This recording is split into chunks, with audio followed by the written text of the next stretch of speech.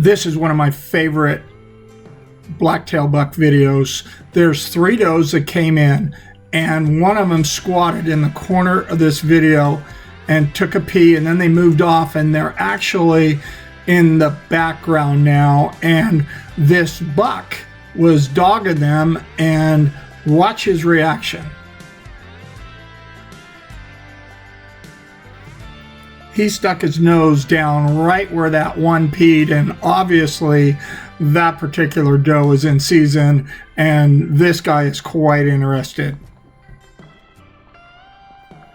It was also interesting to me that they stayed in an area that couldn't have even been a quarter-mile wide. The doe stayed there, the buck stayed there, and they just kind of went in circles in front of these trail cameras. I find quite a few rubs where the bucks are rubbing on the trees, but I don't find an awful lot of scrapes on the ground. They definitely scrape in the same areas, but it's just not as common as what I've seen with whitetail. This particular area is one of the areas, and you can see this buck rubbing his tarsal glands together. He checks on his back legs, he checks the ground, sniffs, grabs a little lichen, and moves on in his route. This is that same buck about a quarter-mile away. You can see the young alders there, and he's checking some scrape areas. There's also, the reason I found this place is those young alders are all ripped up. You can't see it in this black and white, but in the daytime it's pretty obvious this is a regular haunt. So he's smelling an area there where his scrapes are, and I've got video of the does coming through there and peeing. Here's another trail camera of the same area, different vantage point, and it's daytime. You can see he's coming through there doing exactly the same thing.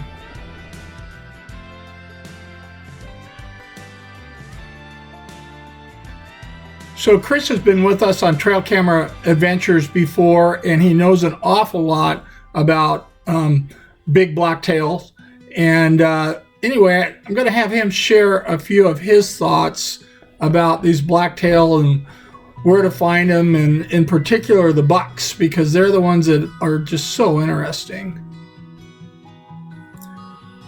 Okay, Chris, so everyone can pretty much find blacktail, but it's the really big bucks that are the tough ones to find. You got any advice or ideas on how you do it?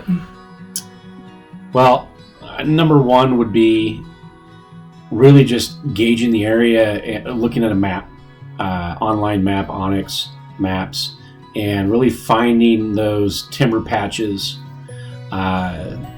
alder patches, vine maple, and then going into big timber, because big blacktail bucks love cover, where to the point where you could probably walk by them within 5 to 10 feet and you wouldn't even know they were bedded down there, and they're just going to watch you walk right by them.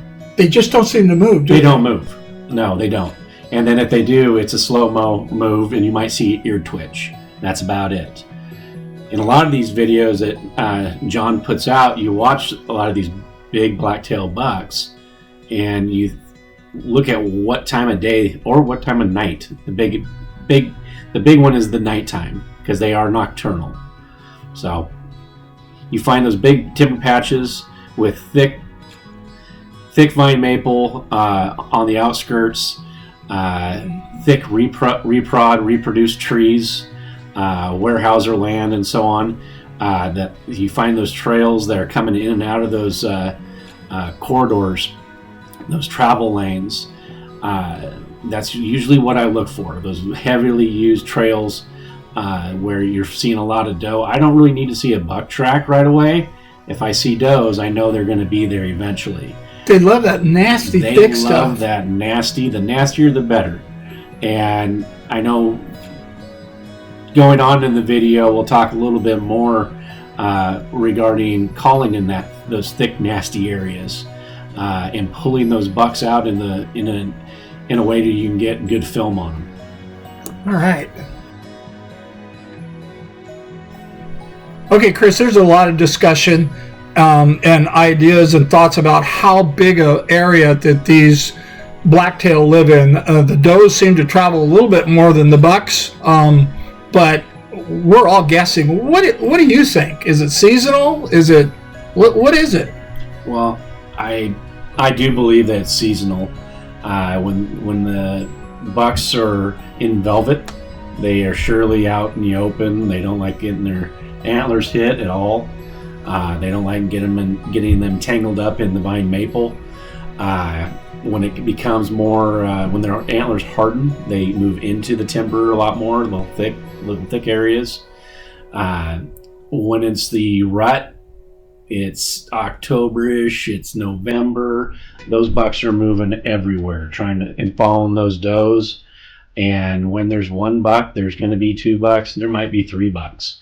Do you think they go outside of their area? I think they do. How big is that area, though? That's the thing that I'm curious about. It could be, I'm taking a guess, really. It can be a 10-acre tract. It could be a 5-acre tract. And then later on in the season, end of November, December-ish, January, you're looking at maybe 100-yard area. They don't move. It's all about cover, especially those big bucks. It could be a suburban area, and you'll see a 40 by 40 patch of thick goodness, I call it, vine maple, and there's a big buck in there, and that's where he's going to live. He's not going to move. He doesn't need to. So it really is seasonal and weather dependent, really, as well. I've found that when the windier, the nastier it is, those bucks are moving. Those blacktail are moving all over the place. It's a fantastic time to get a lot of good footage on film.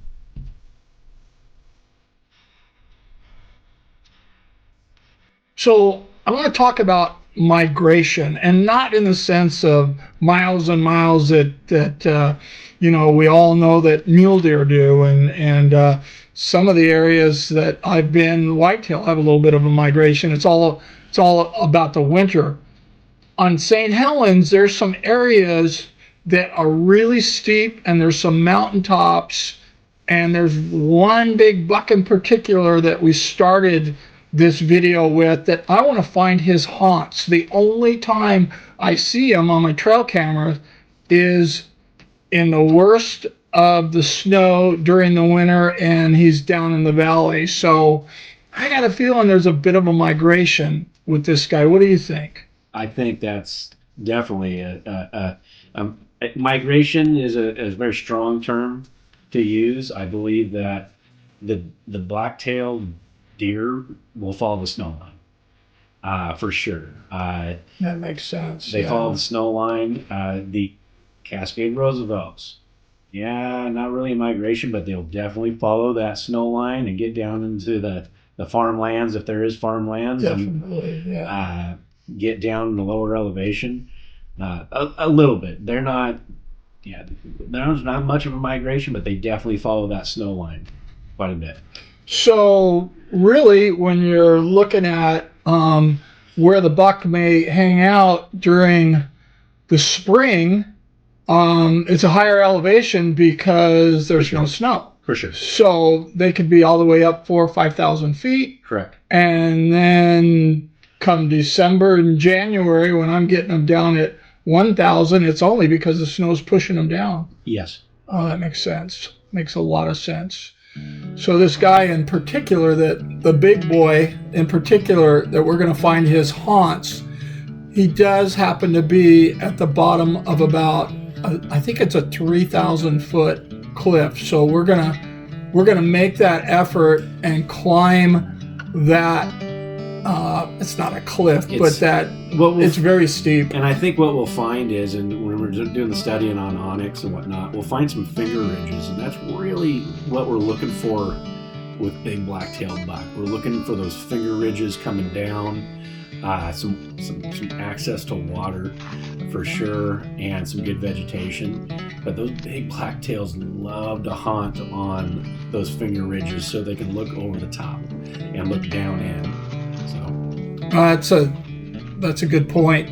what I noticed about this one is there is some water up top, and there's actually water that come down, creeks that come down in two different areas. So I'm kind of hoping as we ascend and get to the top when the snow starts going away, that there are some trails that go right up to it. There's also, because of the creeks that come down, it's there's some older growth, some riparian there area that they have not cut, and I have a feeling that that's what the blacktail.